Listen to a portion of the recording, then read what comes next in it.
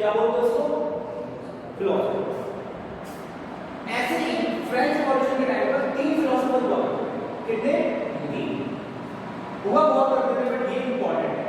First John Locke, third Montesquieu, second Jean Jacques Rousseau. इन तीनों ने एक बुक लिखी। सबसे पहली बुक कौन सी लिखी थी? जॉन लॉक ने two treaties of the government. इसमें सोशल कॉन्ट्रैक्ट, इसमें the spirit of the laws. अब एक इंसान जब बुक लिखता है तो उसके अंदर मल्टीपल चीजें लिखता है। ऐसा नहीं है कि एक ही बात लिखी होगी, पर पूरी बुक का एक क्रक्स होता है, एक सार होता है। हर बुक आपको कुछ सिखा के जाती है, एक छोटी सी मोरल ऑफ द स्टोरी है। ठीक है? तो इस बुक ने जो जॉन लॉक ने लिखी थी, जिसका नाम two treaties of the government था, क्या सिखाया कि बेटा जो मनार है मींस राजा, उसके पास एब्सोल्यूट डेस्पोटिक पावर है। मनार जो चाहता है वो, मनार के लिए कोई कुछ बोल नहीं सकता। मनार की जो इच्छा वो करता है। तो तुम्हें नहीं लगता कि इतनी ज्यादा पावर जस्ट किसी एक इंसान के पास होना सही नहीं है? तो he was against of this absolute and monarch, absolute and divine power of monarch. Second, the social contract. ये बुक किसने लिखी थी बेटा? जीन जैक रूसो, है ना? इस बुक के अंदर इन्होंने एक बात लिखी थी कि there should be a social contract between the government and its people. अब बताता हूं इसका मतलब। इसका मतलब यह है बेटा कि गवर्नमेंट को किसने बनाया? गवर्नमेंट को किसने बनाया? तुमने। मोदी को वहां प्राइम मिनिस्टर किसने बनाया? तुमने। तो मुझे एक बात बताओ कि मोदी को तुमने प्राइम मिनिस्टर इसलिए तो बनाया कि वो तुम्हारे को वहां जाकर रिप्रेजेंट करे। इंडिया की पॉपुलेशन ने मोदी को अपना रिप्रेजेंटेटिव, अपना लीडर इसलिए ही तो चुना कि वो इंडिया की पॉपुलेशन के लिए, जिसने कि उसे चुनकर प्राइम मिनिस्टर बनाया है, कोई काम करे, जनता को ध्यान में रखकर जनता के बेनिफिट के लिए काम करे, जनता की परेशानियों को सुने, जनता की परेशानियों को सॉल्व करने की कोशिश करे। इसीलिए ही तो गवर्नमेंट को वहां पर पहुंचाया गया है ना? गवर्नमेंट हमने बनाई तो क्यों बनाई? जिससे वो हमारी बात सुने, हमारी प्रॉब्लम्स का सॉल्यूशन निकाले, हम जो चाहते हैं वो करे, हमारे बेनिफिट के लिए वर्क करे। पर सपोज करो कि अगर गवर्नमेंट ऐसा ना करे तो हम क्या करेंगे? गवर्नमेंट को हटा देंगे। कैसे? उसे वोट ही नहीं देंगे। तो तुम मुझे बताओ कि तुम्हें नहीं लगता कि यहाँ पर एक कॉन्ट्रैक्ट है किसके बीच में? हम लोगों के बीच में और हमारे रिप्रेजेंटेटिव्स। मैंने बताया था रिप्रेजेंटेटिव्स मींस लीडर्स, बताया था ना? तो हमारे और हमारे मिनिस्टर्स के बीच में क्या है? Social contract. और वो किस टाइप का कॉन्ट्रैक्ट है बेटा? कि हमने गवर्नमेंट को बनाया है और इसलिए बनाया है कि हम हमारे ऊपर तो रूल करें, हमारे बेनिफिट की पॉलिसी बनाओ, हमारे अकॉर्डिंग काम करें। और ऐसा अगर वो नहीं करती तो गवर्नमेंट को हट जाना चाहिए या फिर उसको हम हटा दें। क्या पहले जमाने में ऐसा होता था? क्या लुईस 16 के टाइम पर अगर लुईस 16 जनता के बेनिफिट के लिए काम नहीं करता, जनता की बातें नहीं सुनता, तो क्या जनता उसको हटा सकती थी? Was there any social contract between the government and its people? क्या कोई था? क्या कोई इस टाइप का कॉन्ट्रैक्ट था? आज के जमाने में है। आज के जमाने में गवर्नमेंट हमारे बड़े ना चले तो हम उसको हटा देंगे। This is a contract, but this is something that is happening at this particular moment, this particular era, but not at that time. At the time of Louis 16, there was no social contract between the government and its people. Okay, तो तुम्हें नहीं लगता कि ये बात थी जो उसने अपनी बुक में लिखी बहुत साल पहले? इस बंदे ने क्या लिखा? एक बुक जिसका नाम था the spirit of the laws. इस बुक के अंदर इसने ये बोला कि जो पावर है वो डिवाइड होनी चाहिए between the different organs of government. कितने पार्ट में? 3 पार्ट। ठीक है? आज एक बात बताओ, जितनी भी countries, Latin America, China, Europe, Russia, कुछ भी ले लो, इंडिया, पाकिस्तान, बांग्लादेश, कुछ भी ले लो, श्रीलंका, कुछ भी ले लो, मुझे बस एक बात बताओ, क्या वहां पर लेजिस्लेचर होती है? होती है, जो लॉ बनाती है, कानून बनाने वाला कोई होता है ना? एग्जीक्यूटिव, पुलिस, आईएएस, आईपीएस होते हैं ना? क्या कोर्ट, जजेस वहां होते हैं? तो तुम्हें नहीं लगता कि ये तीन चीजें हर कंट्री में होती हैं? हर कंट्री में होती है। क्या ये उस जमाने में ऐसे होती थी डिवाइडेड प्रॉपर्ली? तो तुम्हें नहीं लगता कि इस बंदे ने समवेयर अराउंड 1700 ये बात बोली कि जो पावर है गवर्नमेंट की उसको डिफरेंट ऑर्डर्स को प्रॉपर्ली डिवाइड करना चाहिए तीन पार्ट्स में, लेजिस्लेचर, एग्जीक्यूटिव एंड जुडिशियरी। ये बात इसने आज से ऑलमोस्ट 300 साल पहले बोली। तो तुम्हें नहीं लगता कि ये बंदा बहुत फ्यूचरिस्टिक होगा कि जो बात इसने 300 साल पहले बोली वो आज सारे के सारे देशों में चल रही है? तो यार सोचो कितना दूर का सोचा होगा इसने। तो तुम्हें नहीं लगता कि ये बंदा बहुत फेमस होगा? तो ये है, तुम्हें गलत नहीं लग रहा है? बंदा है, ये वो बंदा है मॉन्टेस्क्यू जिसने एक बुक लिखी इन्वेस्टमेंट ऑफ द लॉज, और इसने बोला कि गवर्नमेंट के जो डिफरेंट ऑर्गन्स हैं उनमें हमको पावर को डिवाइड करना चाहिए between the executive, judiciary and legislative. अब इसने एक वर्ड चूज किया जिसका नाम है ऑर्गन्स। कोई और वर्ड क्यों नहीं है इसमें? क्योंकि देखो, अगर मैं बोलता हूं तुमसे कि एग्जीक्यूटिव, जुडिशियरी और लेजिस्लेचर तीनों की पावर्स इक्वल है या डिफरेंट? पावर्स सेम है या कम ज्यादा है? वर्क तीनों की सेम है या डिफरेंट है? वर्क डिफरेंट है but power equal. Work different है बट पावर इक्वल है। एक बात बताओ, ये हमारी बॉडी है, ये इसके डिफरेंट ऑर्गन्स है,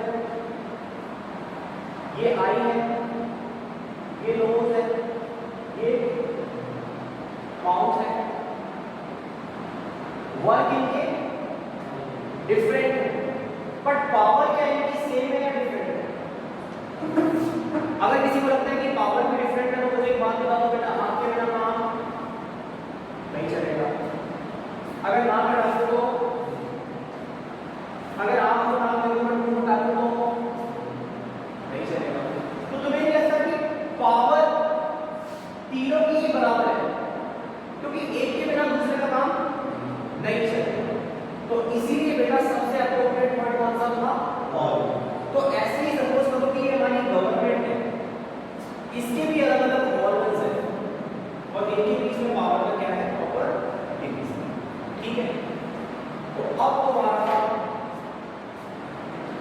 ये चैप्टर का एक बहुत सब्सटेंशियल पोर्शन खत्म होता है जो कि क्या था बेटा? Causes of the French revolution. Almost तुम्हारा 40 to 50% चैप्टर खत्म। अब मैं तुम्हें बताता हूं कि एग्जैक्टली तुमने अब तक क्या पढ़ा है और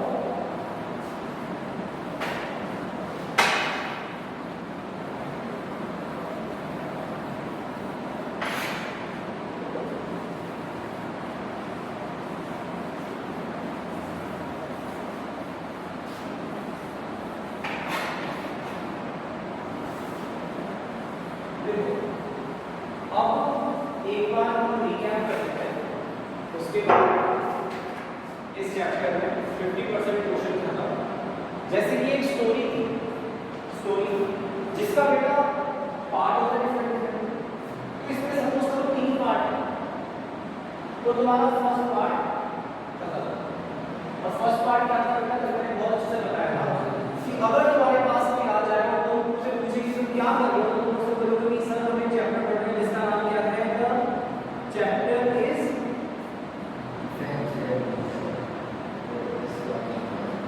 द फ्रेंच रिवॉल्यूशन। ओके, अब वो तुमसे पूछेगा कि बेटा ये चैप्टर हम क्यों पढ़ रहे हैं,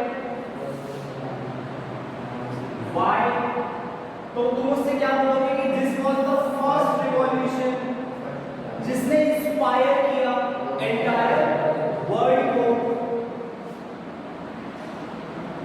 इंस्पायर किया किसको? एंटायर वर्ल्ड को। किस चीज के लिए? रिवॉल्यूशन करने के लिए। किसके against?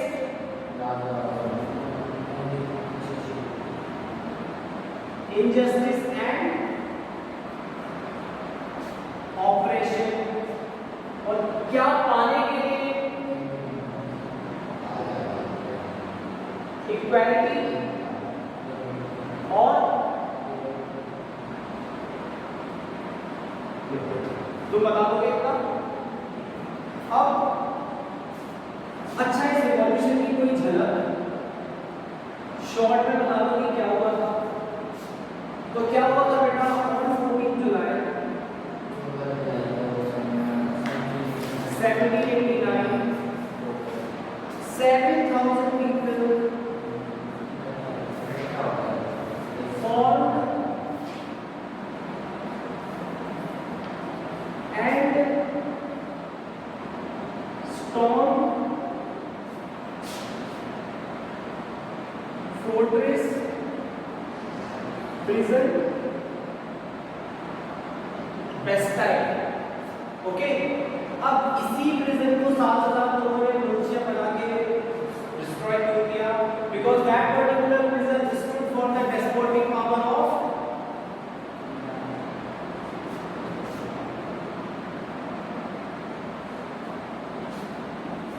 King.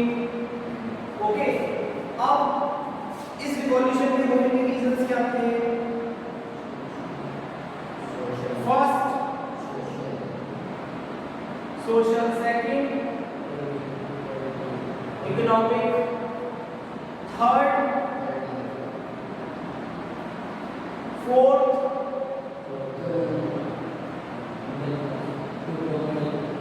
Growing middle class, fifth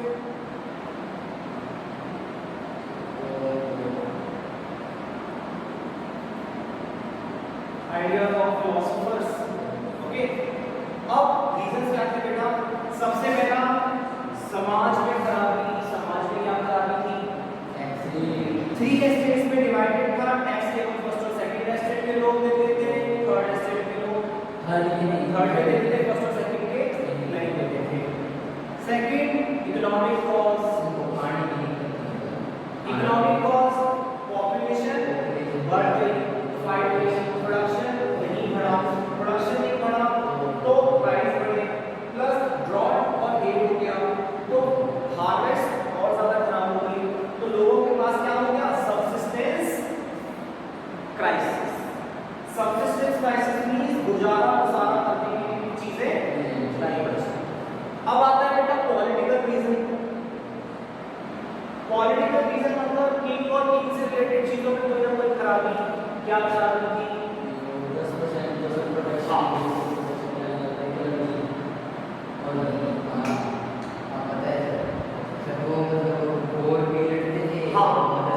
देखो, जब किंग ने असेंड किया था देन ही फाउंड ए बड़ी ट्रेजर। ट्रेजर जो बड़ी आपका यूज नहीं हो गया होगा, कोई ना कोई रीजन थे होंगे। क्या रीजंस थे बेटा? तो रीजंस ये थे कि सबसे पहले long year of war, second transport and France से मैं अपनी बड़ी बनाया था और उसके बाद एक्स्ट्रा बड़ी एक्सपेंसिव है ना, रेजिडेंस के खर्चे, फिर वॉर की वजह से टैक्स बढ़ गया, 1 मिलियन लाइब्रेरीज, टोटल टैक्स हो गया 3 मिलियन लाइब्रेरीज और 10% इंटरेस्ट देने लगे, और इस सब की वजह से तिजोरियां और खाली हो गई। अब तिजोरियां भरने का सही रास्ता क्या था? अपने खर्चे कम करो, वॉर लड़ना कम करो और मदद कम करो, पर इन्होंने ऐसा किया नहीं। तिजोरी भरने के लिए गलत रास्ता अपनाया, क्या? टैक्स और बढ़ाओ। ओके, अब इसी बीच में मिडिल क्लास लोग क्या होने लगे? अब मुझे एक बात बताओ कि 1947 और यहाँ लिख देता हूँ 2023, 1947 में एजुकेशन बहुत थी क्या इंडिया में? मनी आज एजुकेशन मनी, तो डोंट यू थिंक कि टाइम के साथ एजुकेशन भी बढ़ती है, पैसा भी बढ़ता है, तो फ्रांस में भी एजुकेटेड लोग बढ़ रहे होंगे,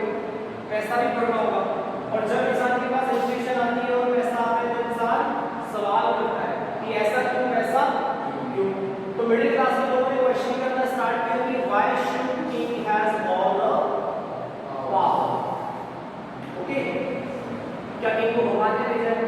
क्या कहीं भगवान ने उसकी सारी बात मान ली? ऐसा क्वेश्चन कब पूछेंगे लोग जब थोड़े से एजुकेटेड हो जाएंगे और पैसा भी आ जाएगा। अब लोगों के पास पैसा भी आ गया था, लोग एजुकेटेड भी हो गए थे, इसी बीच में जन्म ले लिया फिलोसोफर्स ने। ये फिलोसोफर्स क्या होते हैं कि शाम को कुर्सी लगा के बैठ जाते होंगे और थर्ड एस्टेट में लोगों को ज्ञान देते होंगे, है ना, कि तुम्हारे साथ अन्याय हो रहा है, ठीक है। जॉन लॉक क्या कहते होंगे, एक बुक लिखी होगी जिस बुक के अंदर उन्होंने क्या लिखा हुआ, जॉन लॉक ने, शाम को जॉन लॉक ने क्या लगाई, कुर्सी, उस कुर्सी पर बैठ गए और लोगों को बिठा दिया। फिर अपनी किताब में है जिस किताब का नाम क्या था, ड्यूटीज ऑफ द गवर्नमेंट। फिर उस किताब में से पढ़ के बोलते होंगे कि देखो why should king has all the power, आखिर किंग के पास इतनी डिवाइन एब्सोल्यूट डेस्पोटिक पावर क्यों, किंग ने जो बोला वो सब कुछ सही, आखिर किंग कौन है, कि किंग को भगवान ने भेजा है। तो ऐसी ऐसी बातें किसके दिमाग में घूमते होंगे, वो थर्ड एस्टेट के मिडिल क्लास लोग जो कि अब एजुकेटेड भी है और पैसे वाले भी हैं। तो जब फिलोसोफर्स के आइडियाज इन एजुकेटेड और पैसे वाले लोगों के दिमाग में जाएंगे तो ये और बढ़ जाएंगे, माइंड वॉश कर रहे हैं तरीके से थर्ड एस्टेट वालों का, पर सही डायरेक्शन। अब जीन जैक रूसो अपनी बुक लेकर आए, बुक का नाम क्या था, द सोशल कॉन्ट्रैक्ट। उन्होंने क्या बोला था कि गवर्नमेंट को किसने बनाया, हमने। गवर्नमेंट को किसके लिए काम करना चाहिए, हमारे लिए। और अगर गवर्नमेंट हमारे लिए काम नहीं कर रही तो गवर्नमेंट को हट जाना चाहिए या फिर उसको हम हटाने लायक हो। जैसा कि आज है, हमने मोदी को काम पहुंचाया, मोदी अगर सही काम कर रहा है तो ठीक, वरना मोदी को अपन हटा देंगे या फिर वो उलट जाए। ओके, क्या उस जमाने में ऐसा था? तो फिर आता है मॉन्टेस्क्यू। मॉन्टेस्क्यू बोलते हैं कि अपनी गलती खुद ही कोई हाईलाइट क्यों करेगा, तो एक सिस्टम लाओ चेक्स एंड बैलेंसेस का, पावर्स को डिवाइड करो, एक बनाओ एग्जीक्यूटिव, एक बनाओ जुडिशरी और एक बनाओ लेजिस्लेचर। कानून बनाने वाला अलग, कानून को इंप्लीमेंट करने वाला अलग, कानून को चेक करने वाला अलग। ओके, अब आइडियाज ऑफ फिलोसोफर्स सुन के आप और बढ़ गई होगी। तो तुम्हें नहीं लगता कि ये 5 रीजन है जिनकी वजह से फ्रेंच रिवॉल्यूशन हुआ हो? अब एक बात मुझे बताओ, तुमसे एक सवाल पूछता हूं। एक दिन मैं क्लास में आया, ओके, और एक बच्चा बात कर रहा था, नहीं, मैं एक दिन क्लास में आया, मैंने देखा कि एक बच्चा होमवर्क करके निकला और मैंने उसे बहुत मारा। तो सब लोग शॉक हो गए कि यार केवल होमवर्क करके नहीं आया ये बच्चा, और वो भी आज पहले दिन होमवर्क करके नहीं आया, और आज सबने इसको इतनी बुरी तरह मार दिया। आखिर क्यों? सोच में पड़ रहे हो। तो मैं तुम्हें एक बात बता, ध्यान से सुनो। आज एक बच्चे को मैंने पढ़ाते हुए नोटिस किया कि हंस रहा है, पर मैं पढ़ाने में किसी को नहीं बोल रहा कि आप जाने। नेक्स्ट डे मैं पढ़ा रहा था, मैंने फिर नोटिस किया कि वो बच्चा हंस रहा है, पर मैं पढ़ाने में नहीं बोल, मैंने इग्नोर किया। नेक्स्ट डे फिर मैं गया, मैंने नोटिस किया कि वो बच्चा हंस रहा है, मैंने इग्नोर किया, तो क्यों पढ़ाने में नहीं। ऐसे करके मेरा मन भी बदल गया। मैं डेली आता हूँ, देखता कि बच्चा सिंसियर नहीं है और चुप चुप से बातें कर रहा है। पर मैंने क्या किया, मूड अच्छा था, मूड अच्छा था तो मैं कुछ कहता नहीं था, मैंने कहा पढ़ना है, पढ़ नहीं पढ़ना मत पढ़ यार, मैं करता हूं, ठीक। अब 7-8 दिन निकल गए, एक दिन मूड थोड़ा खराब था, वैसे ही अपनी किसी प्रॉब्लम से क्लास में आया, देखा कि प्रोसेस की बात कर रहा है किसी से, मैंने इग्नोर कर दिया। फिर मैंने सारे बच्चों से पूछा, बेटा होमवर्क करके आए हो? तो वो बच्चा होमवर्क के भी खड़ा हो गया।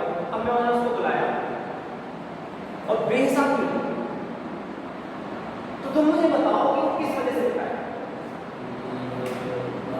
होमवर्क ना करने की वजह से या फिर पुरानी सारी गलतियां याद आ गई?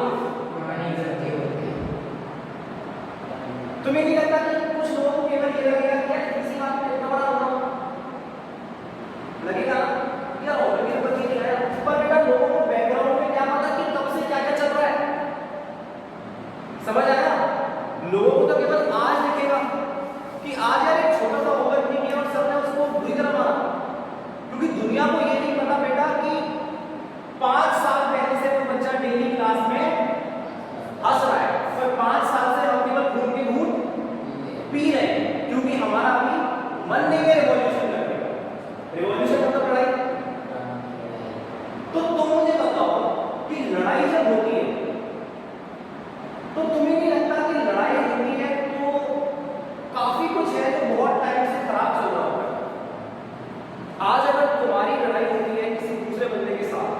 तो ऐसा नहीं है बेटा कि उसी वक्त कुछ हुआ और तुम्हारी लड़ाई हो सकता है कि पहले से ही कुछ अनबन चल रही हो बहुत वक्त से, बट ना तुम कुछ कर रहे हो ना वो कुछ कर रहा है, बट एक दिन वो अनबन थोड़ी सी ज्यादा होगी तो पुरानी सारी अनबन इकट्ठी हो जाएंगी और फिर भयंकर लड़ाई होगी।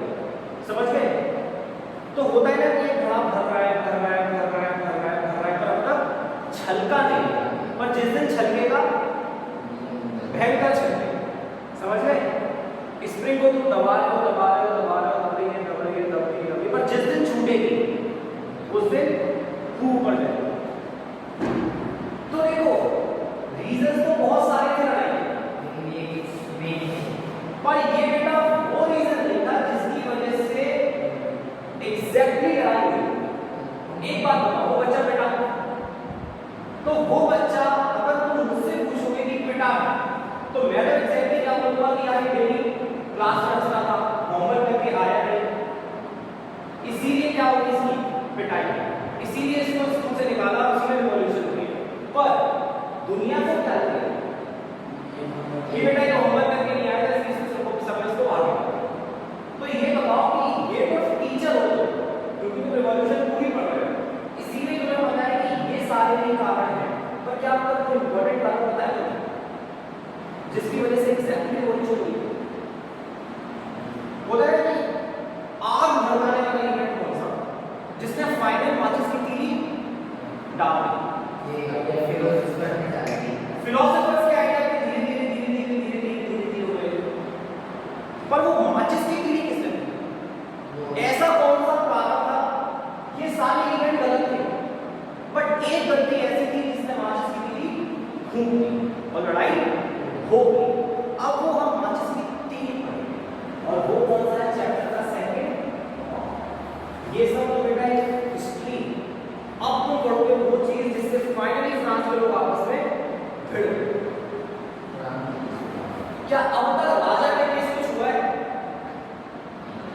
केवल ये तो एक झलकी दिखाई, ये तो एक झलकी दिखाई दी, ये तो बेटा झलक है जो तुम्हें आगे मूवी में क्या होगा पहले दिखा रहा है। एंड ये तो ट्रेलर एक तरीके होता है ना, ट्रेलर में पूरी पिक्चर एक बार दिखा देते हैं, तो ये तो ट्रेलर से भूल जाओ, ट्रेलर में तुमने बहुत कुछ देखा होगा, पर क्या यहाँ तुम्हें अब तक ऐसा लगा कि राजा के केस कुछ हो रहा है? नहीं हुआ। अब तुम देखोगे कि राजा का केस कुछ हो रहा है।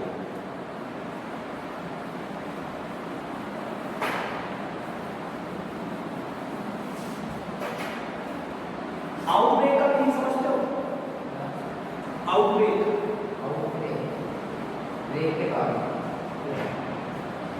आउटब्रेक मतलब किसी चीज को भड़ा जाना, किसी चीज का भड़ा जाना।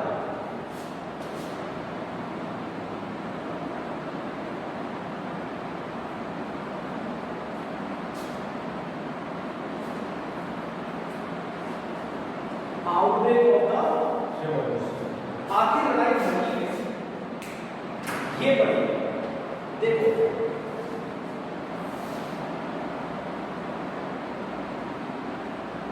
Louis XVI had to increase taxes for several reasons. Louis XVI को टैक्स बढ़ाने थे, तो बहुत सारे रीजन से टैक्स बढ़ाने के थे ना, ओके। अब टैक्स बढ़ाने के लिए ना क्या राजा अमेरिका चाहता तो टैक्स बढ़ा देता? उस जमाने में एक सिस्टम था कि अगर कोई डिसीजन लेना है तो आपको एक मीटिंग बुलानी पड़ेगी, okay. He had to call meeting of estates general. अब ये एस्टेट जनरल नया नाम है, ये एस्टेट जनरल कुछ नहीं था बेटा, एक क्या थी? पॉलिटिकल बॉडी जिसमें तीनों एस्टेट के लोग अपने अपने रिप्रेजेंटेटिव भेजते थे, ठीक है। अब इस एस्टेट का सिस्टम क्या था?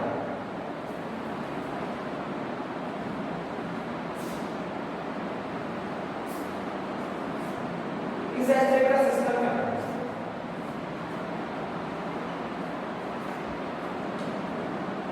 ये तो थे बेटा इसमें नंबर ऑफ मेंबर्स।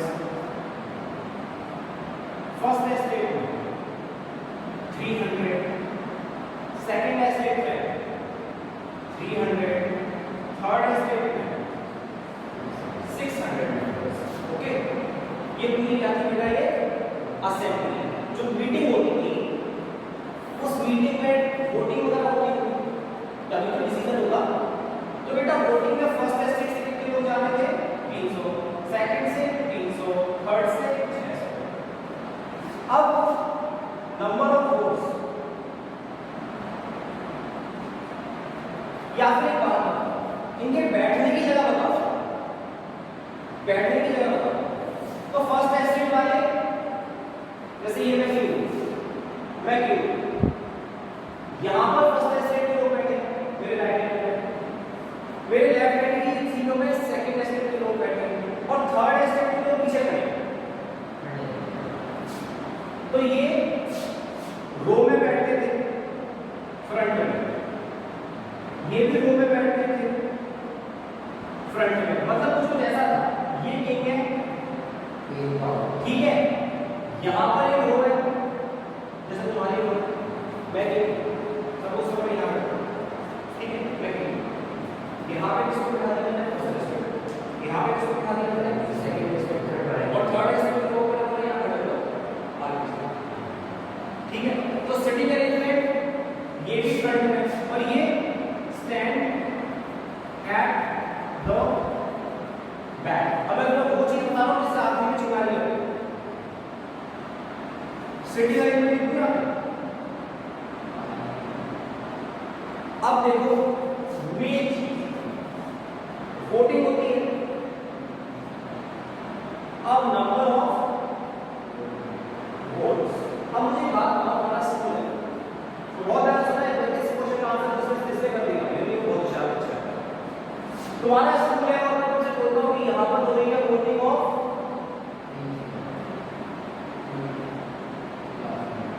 क्लासेस, तो टोटल कितने वोट हो तुम्हारे school? Total voting of classes हो रही है, तो कितने वोट हो गए? कितने स्टूडेंट हैं?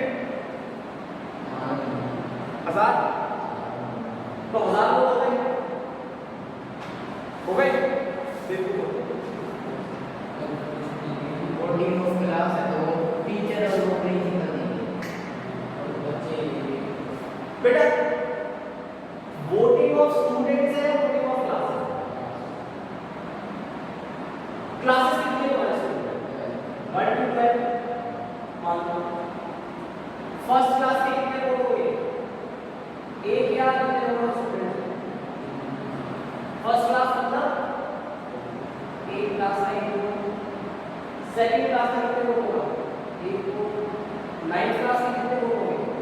एक वोट, क्योंकि ये वोटिंग ऑफ क्लासेस है, ठीक है। अच्छा सपोज करो कि तुम्हारे यहाँ पर सर्वे हो, और सर्वे में ये बोला जाए कि तुम्हारी कॉलोनी में एक नया पार्क बनाए या मंदिर बनाए, पार्क बनाए या मंदिर बनाए, और तुम्हारे घर में कितने मकान हैं? सॉरी, तुम्हारी कॉलोनी में 20 हाउसेज हैं।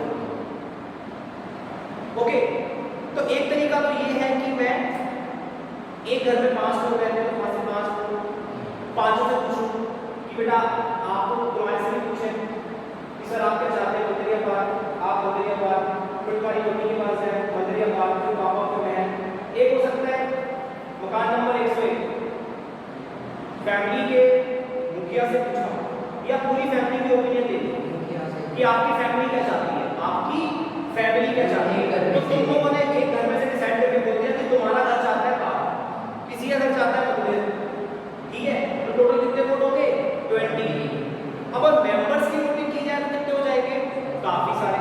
तो बेटा यहाँ पर वोटिंग, यहाँ पर किसको बुलाया गया है? एस्टेट्स चल रही है। यहाँ पर जो बैठी हुई है वो कौन बैठी हुई है? First estate, second estate,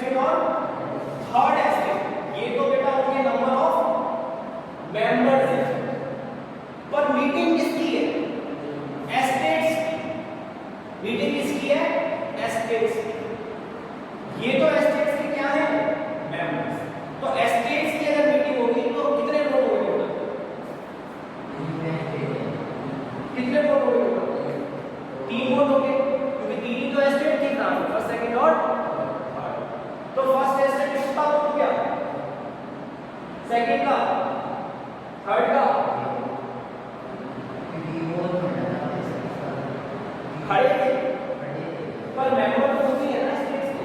state general में तीनों स्टेट्स के मेरे ख्याल पॉलिटिकल बॉडी थी जिसमें तीनों स्टेट के लोग अपने अपने मेंबर्स को भेजते थे।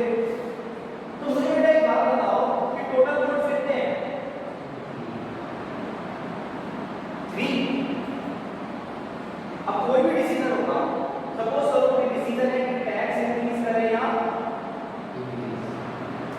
टैक्स इंक्रीज और टैक्स, ये अपना एजेंडा है। टोटल वोट कितने हैं? अब मुझे एक बात बताओ, ये फर्स्ट और सेकंड स्टेप में कितना भाई है?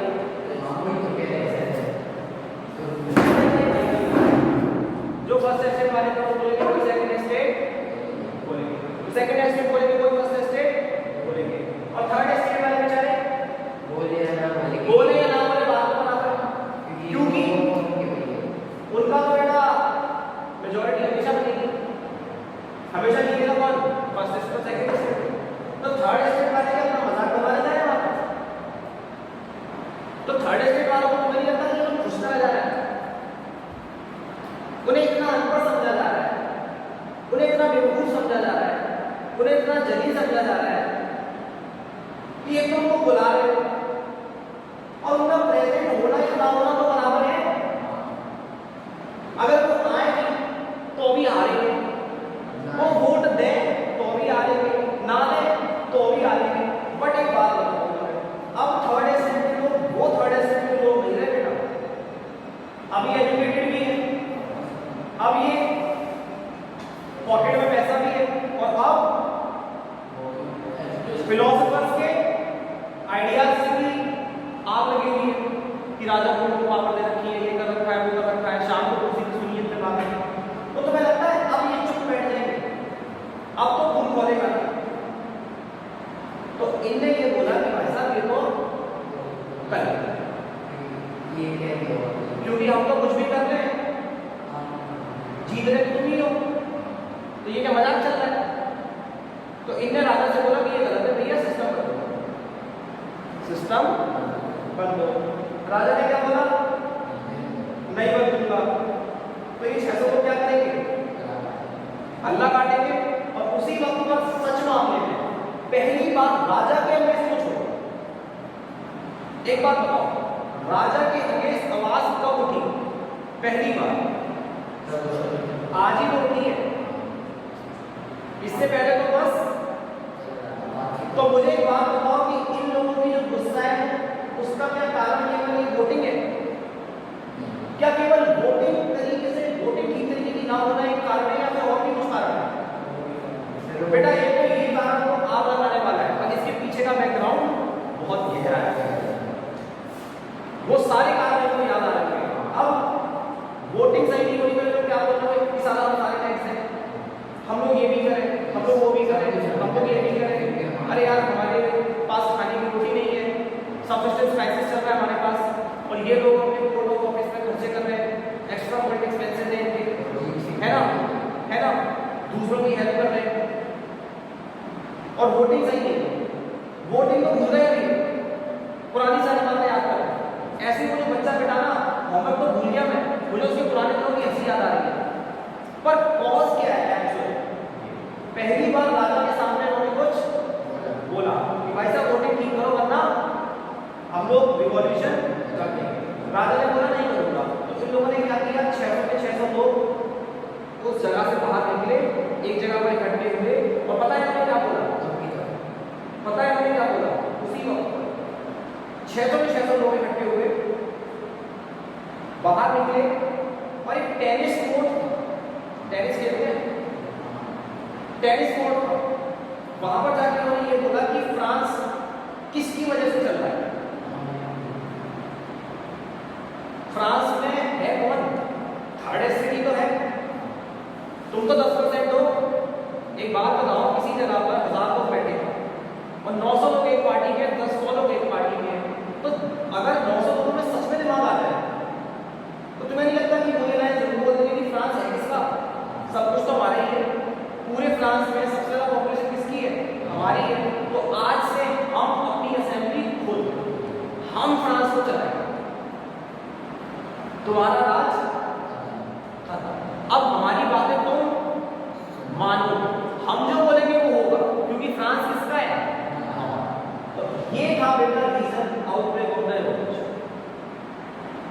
पर राजा इतनी आसानी से मान जाएगा क्या?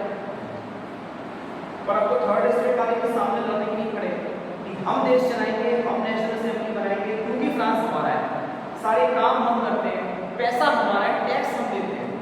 तुम तो क्या हो, राजा हो और चर्च वाले हो, सब कुछ तो हम ही है। बिग बिजनेसमैन भी उसी में है बेटा, पैसा भी उसी में है, वोट भी वही लोग बनाते थे, ओवरसीज ट्रेड भी वही लोग करते थे, प्रोफेशन भी वही लोग करते थे, सब कुछ तो वही करते थे। ये लोग तो केवल एक हवा थी। तो अब वो लोग सामने खड़े हैं, यहाँ पर राजा खड़ा है, राजा उनकी बात मान ली ना, वो लोग कह रहे हैं देश को हम चलाएंगे, तो क्या होगा? लड़ाई। अब ये लड़ाई बहुत लंबी चलेगी, कम से कम 6 साल, 6 साल, और 6 साल में बहुत कुछ होगा, बहुत साल चलेगी, बहुत कुछ होगा, और फाइनली राजा का गला कटेगा। This is the French revolution. ठीक है,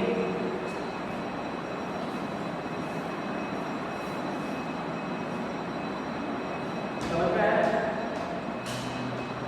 कोई डाउट? कोई डाउट नहीं आता है? क्यों?